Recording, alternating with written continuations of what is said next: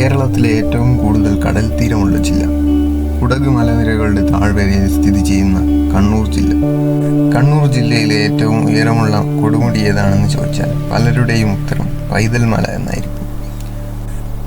കണ്ണൂർ ജില്ലയിലെ ഏറ്റവും പ്രശസ്തമായ ഹിൽ സ്റ്റേഷൻ എന്ന നിലയിൽ ഗൂഗിളിൽ സെർച്ച് ചെയ്താൽ പോലും നമുക്ക് കിട്ടുന്ന ഉത്തരം പൈതൽ മല എന്നാണ്. 1372 മീറ്ററാണ് സമുദ്രനിരപ്പിൽ നിന്നും പൈതൽ മലയുടെ ഉയരം. കണ്ണൂർ പട്ടണത്തിൽ നിന്നും 65 കിലോമീറ്റർ അകലെ കുടക് മലനിരകളുമായി, അതായത് കർണാടക അതിർത്തിയുമായി ചേർന്നു കിടക്കുന്നതാണ് പൈതൽ മല. എന്നാൽ പൈതൽ മലയെക്കാളും ഉയരമുള്ള മറ്റൊരു കൊടുമുടി കണ്ണൂർ ജില്ലയിലുണ്ട്. ഇതേതാണെന്ന് നമുക്ക് നോക്കാം. ജില്ലയുടെ തെക്കുകിഴക്കൻ അറ്റം പ്രശസ്തമായ ബ്രഹ്മഗിരി മലനിരകളോടും വയനാടൻ മലനിരകളോടും ചേർന്നു കിടക്കുന്ന ആറളം വന്യജീവി സങ്കേതം. കേരളത്തിലെ ഏറ്റവും വടക്കേ അറ്റത്തുള്ള വന്യജീവി സങ്കേതം. ആറളത്തിൻ്റെ തന്നെ കിഴക്കേ അറ്റം അമ്പലപ്പാറ.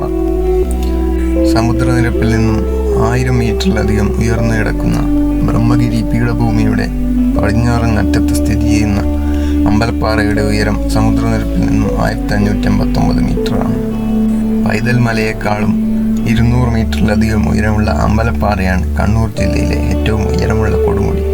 ഇത് തിരുനെല്ലി അമ്പലത്തിൽ നിന്നും 7 കിലോമീറ്റർ അകലെയും കൊട്ടിയൂർ അമ്പലത്തിൽ നിന്നും 13 കിലോമീറ്റർ അകലെയുമാണ്.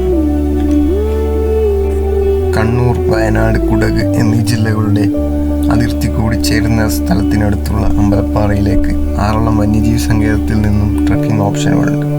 പൈതൽ മലയും അമ്പലപ്പാറയും തമ്മിൽ 50 കിലോമീറ്ററാണ് അകലം.